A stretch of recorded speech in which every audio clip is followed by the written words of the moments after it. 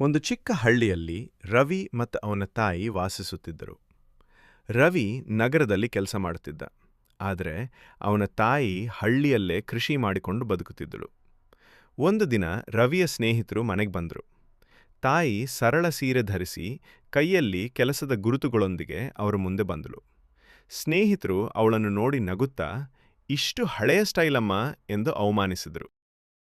ಅದು ಕೇಳಿ ರವಿಗೆ ತುಂಬ ನೋವಾಯಿತು. ಅವನು ಶಾಂತವಾಗಿ ಸ್ನೇಹಿತರ ಕಡೆ ನೋಡ್ತಾ ಹೇಳಿದ, ನೀವು ನೋಡ್ತಿರುವ ಈ ಕೈಗಳೇ ನನ್ನ ಭವಿಷ್ಯ ಕಟ್ಟಿದವು.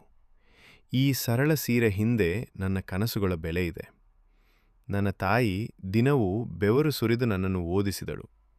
ಇವಳನ್ನು ಅವಮಾನಿಸುವುದಂದ್ರೆ ನನ್ನ ಜೀವನವನ್ನೇ ಅವಮಾನಿಸುವುದು. ಅವನ ಮಾತು ಕೇಳಿ ಸ್ನೇಹಿತರು ನಾಚಿಕೊಂಡ್ರು. ಅವ್ರ ತಾಯಿ ಬಳಿ ಕ್ಷಮೆ ಕೇಳಿದ್ರು.